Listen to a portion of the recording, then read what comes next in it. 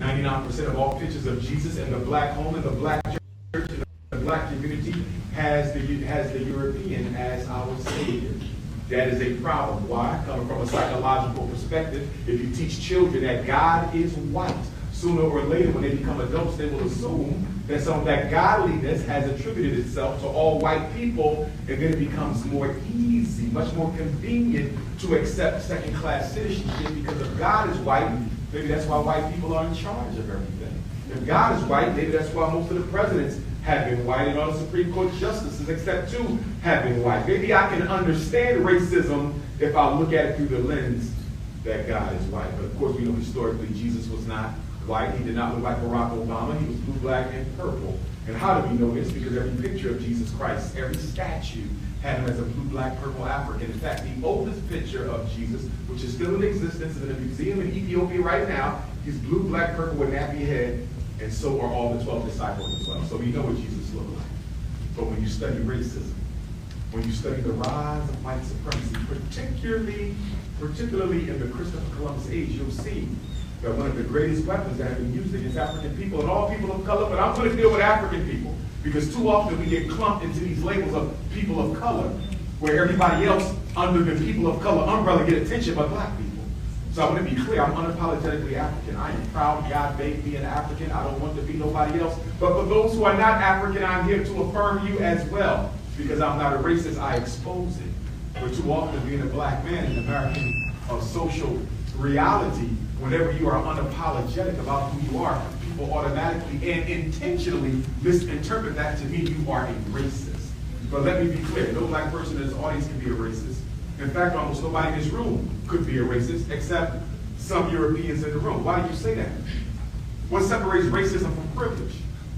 What separates racism from prejudice? I can be prejudiced, but I can't be a racist. What is the difference? Prejudice is attitude.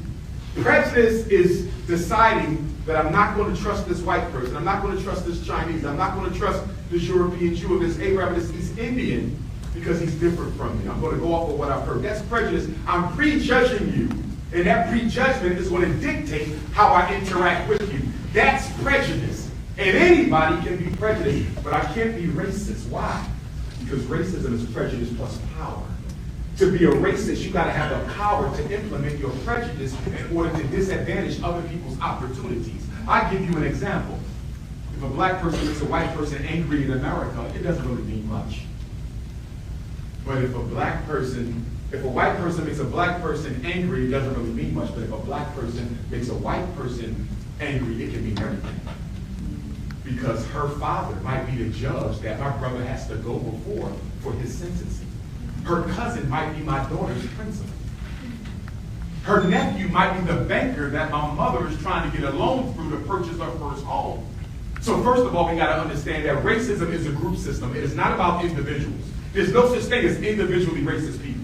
Groups are racist against other groups. Why am I saying that? Because a lot of times you'll get good white folks who will say, well, I'm not a racist. Well, it's not about you. It's about the group. And in my own personal opinion, I believe that all white people are racist. But I want to explain what that means, because I don't believe all white people are bigots. I believe all white people are racist. What do you mean all white people are racist, but they're not bigots? Bigotry is when you want to systematically destroy another group. Bigotry is the N-word. Bigotry is, I hate those people. Bigotry is that emotional, religious type of hate. The KKK hate, that's bigotry. But you can be a racist and not be a bigot. In order to be a racist, you only have to believe in one thing. And that is what? That you want your group to continue to control and dominate and monopolize resources, privileges, and opportunities. That's all white people need to believe in to be a racist. And as a student of history, although I'm a psychologist and educator, I'm also a political science major from undergrad, I'm not aware of any Europeans who have ever systematically fought to give black people an equal shot. Yeah, you may have fought to make the schools better. You may have fought to change the laws in the prisons. You may have fought to stop police brutality, but have you ever systematically fought to eliminate the causes of the police brutality? Have you ever fought to eliminate the causes of the miseducation? See, in America, we did a lot with symptom management. They will manage the symptoms symptoms. Let's throw a couple $100 million at police brutality. But police brutality ain't got to do with money. It's about power. Let's throw a couple $100 million at the miseducation machine, but the miseducation machine is not really about money. It's about power. You would spend $250,000 in the schools, but you don't do nothing about the fact that 96% of teachers are white females, and that when they show up in the classroom with that black boy, everything they think of the black man comes out through their instructional energy. And that even according to the research from America's top universities, the #1 predictor of academic success in the classroom is not whether your father's in jail or your mother's on welfare. It's not whether you listen to 50 Cent or Lil Wayne. It's not whether you live in Bethlehem, PA, or the worst ghetto in North Philadelphia. The #1 predictor of academic success is whether you believe that child can learn. Give to black children, black male teachers. Now, I'm passionate about this because I'm a school psychologist. And so most of my time is spent giving what? IQ tests, achievement tests, visual motor tests, adaptive behavior tests, emotional screenings, behavioral screenings. I test so much I could probably give the test without the protocol. But the issue is, most of the children who come before me are not reading disabled, they're not math disabled, they don't have ADHD, and by the way, ADHD ain't nothing more than ain't no daddy at home disorder. Every other day I'm talking to African Americans who want to be Native Americans all of a sudden. I'm half Choctaw, I'm half Seminole. Won't even let you near a casino. You want to be Native Americans. That's how much we hate ourselves. A black person find out they got a little bit of white man so they act like they hit the lottery. My great grandmother was Irish.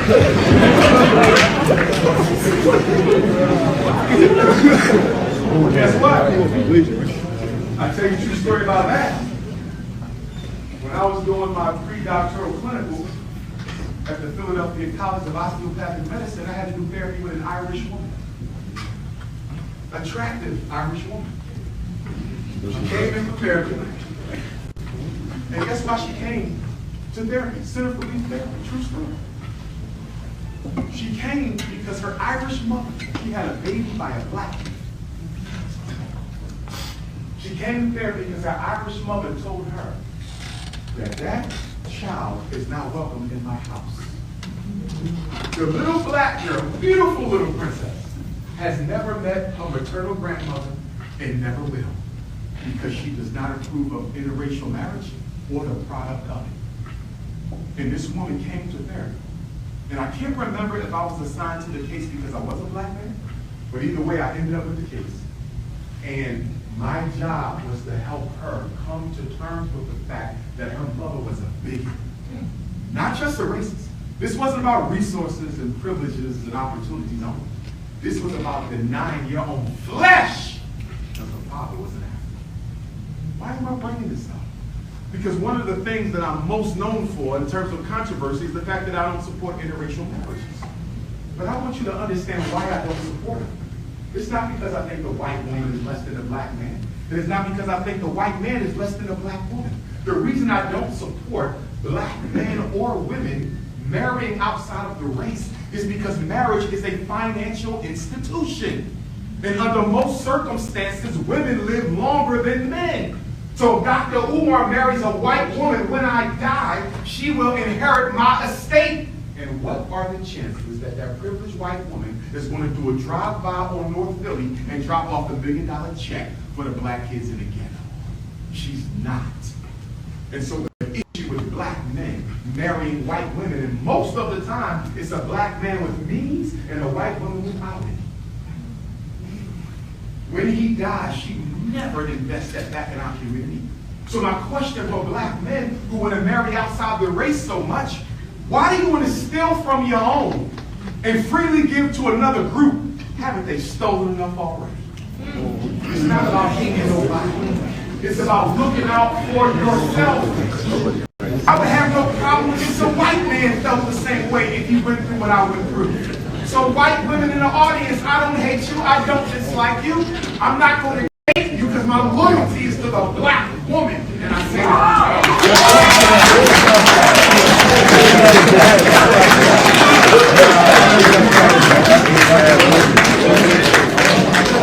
$50 million Africans, 50 states, and no state can I go and find a black-owned hospital, a black black-owned school, a black-owned supermarket, and a black-owned bank. A bank to invest in the people, hospital to save the people, supermarket to feed the people, school to teach the people. But you got $800 million for chicken, turkey, beef, and pork every year. Black women, you got $30 billion for weaving perm every year. But we ain't got no schools. Black men, your Timberland bill. You take your white girlfriend out for a date bill. We could use. No disrespect to the white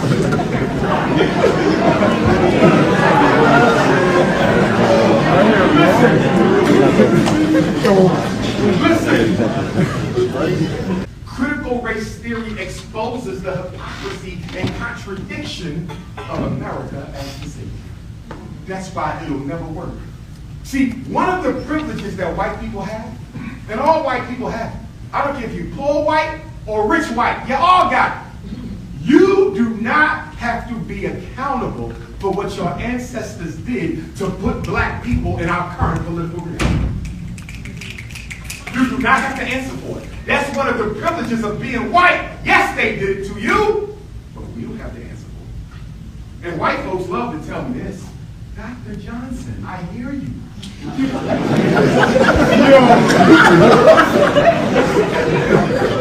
This is what they say. Dr. Johnson, I hear you, but my grandfathers owned no slaves. I can show you how my ancestors who came here from Ireland or Portugal or Sweden or France, they had nothing. They were dead and broke, almost as poor as yours. At no time did we ever own a slave. And I say that may be true. But now I have another question for you, liberal white person. Your ancestors never owned slaves. Can you show me how they never benefited from slavery, though? Every white person in this room, and I don't want you to feel bad, I'm trying to make you think, white folks, because one day you might be in a position to help one of my people. So I want you to think. I don't want to anger you or embarrass you. I want you to think. Every white person in this room benefits from the fact that black people are disenfranchised. The fact that so many black boys are in special ed protects privilege for your white son. The fact that so many little black girls are being miseducated protects opportunities for your white daughter. Every time one of us is done wrong, whether you were involved in it or not, you reap the benefits of the racism. It's not about what your family was in. Every white person who lives in America benefits from the enslavement of Africans. There's no exception to that. So what do we hold you accountable for? We hold you accountable for the fact that you know you benefit. You know that you get unequal opportunities. You know that you have unequal privileges, and you do nothing about it. That's our concern. It's not that you put a lash on my grandfather's back. It's that you benefit from the rape and the theft, and you don't do nothing to redistribute the wealth so it's equal. And let me be clear. The only way America can make America equal is to give African people our cut of what we built for this nation. You say that all white people are racist? Yes. Say that again. It's necessary protection, but is there anything that white political allies can do to fight for American Africans to the point of individually with us? Great question. If white people would challenge the redistribution of wealth in America so Africans who built this wealth, the descendants of the Africans who built this wealth, can get their fair share, I would be able to tip my hat and salute to them. But up until now, I've seen no white organization or no white individual attack the causes of racism, attack the causes of the inequity, attack the causes of the discrimination and the violence. What they do is they attack symptoms. Let's deal with poverty. But why are black people poor? Let's deal with the prisons, but why are we in jail? Let's deal with the schools, but why are we being miseducated in the first place? You see, so what I see is a lot of symptom management, but I don't see anybody dealing with the cause. Joe Biden, after he signed the transgender bill and the Asian hate bill and gave the Afghan refugees $2 billion, he turned around and signed Juneteenth as a federal holiday. I don't need no damn holiday. I want resources and opportunities, but the president didn't care about that, and he was hoping that black folks would be silly enough to be comfortable with a holiday instead of some real resources and opportunities. Perfect. You was number 3. Who's my 4? You're 4? Go ahead, you got it. Yes, ma'am. We have 2 schools in Wilmington, Delaware. We have an elementary school and a high school, former charter schools. We purchased them in 2019. It'll be 3 years from February 7th. And hopefully next week the HVAC will come. And I'm hoping to have the school over by September of this year or next year. It's going to be independent. We don't take government funding, and we don't take handouts from non-African people. We believe in self-determination. As Pan-Africanists, we believe what is to be done for black people must be done by who? Black people, with no outside help. And why? Because we have to learn how to do for ourselves. It's not about hating nobody else. It's about learning to do for yourself. Self-determination. Go ahead. You want to open up a school? Okay, let me do this for everybody in here. Black or white. Take my number. If you ever need to reach me, you can. Okay, I'm going to give you my cell number. You ready? White folks, don't be cursing me out. I don't want no message. I knew I shouldn't have came to that damn seminar. Oh, no. If I can help you, I help you. I help white parents all the time with their children. It don't matter to me. I love kids. I don't care what color they are. 215-989-9858. I repeat it twice in case one of y'all was in special ed. 215. I'll figure with you. 215-989-9858. Last time, 215-989-9858. If you want to reach me by email, DRUMAR, Dr. Umar, no period, DRUMARJOHNSON, Dr. Umar Johnson at @yahoo.com. So you got my cell number that comes right to this phone, and you also have my email. Ladies, I'm old enough to be your father. It ain't that type of problem. We still have issues of sexism in the black community, but it is nowhere nearly on par with what you see with white people. What I want all you sisters to understand is your number one enemy is the same as mine, and that's white supremacy. The black man and the black woman should be fighting side by side. And right now, I'm getting concerned, because you know what I see? I see a lot of these YouTubians, that's what I call them, these YouTubians, making it worse between the black man and the black woman to come together. I'm seeing black men with podcasts, and they spend the whole podcast finding everything wrong with the black woman. And then I see black women with podcasts, and they spend their whole podcast finding out what's wrong with the black man. And I'm like, our children are looking at this. Do you want black girls to hate black boys? Do you want black boys to hate black girls? So I am an advocate for the unification, because there is no me without you, and there's no you without me. That's what I am about. And to that end, reality shows are one of the worst things that have invented in America. The reality show is destroying the respectable image of the black woman. I don't care which reality show you talk about. And I was once a guest life coach for Real Housewives of Atlanta, because they actually but them shows are no good, because they are conditioning black women to look like they're thirsty, can't keep a man, materialistic, 50 pounds of blonde weave. I'm tired of them shows. So gangster rap is destroying the image of the black man, and reality shows are destroying the image of the black woman. And why is this profound? We are the only people in the history of the world ever to voluntarily participate in their public genocide. No other people ever voluntarily desecrated their image before the whole world for a couple dollars. And that's what the gangster rappers do every day, and that's what the reality TV shows do every day. And if we don't stop it, the carnage against us is going to get worse. Study any genocide campaign. I don't care if you study Adolf Hitler's genocidal campaign against the European Jews, which was wrong. I don't care if you study the American genocidal campaign against the Africans, the Native Americans. What does every genocidal campaign begin with? A propaganda campaign to convince the world that we are all better off without these people. That's what Hitler did with the European Jews. That's what America does with black folks. Study any genocide. There is a public relations campaign to devalue the need for those people. we are helping America devalue our need in this world by constantly misrepresenting ourselves on TV and radio for money. If it was up to me, gangster rap would be, what's the word we look at? Banned. Not another gangster rap album, not another reality TV show, and I would probably ban the NFL and NBA too.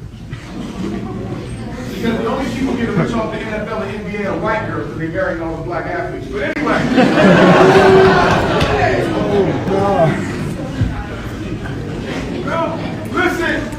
Listen, interracial marriage is overwhelmingly black man and white woman.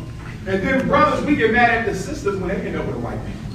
But here you are dating everything except a black woman. How you going to get mad at her for going outside the race when you keep going outside the race?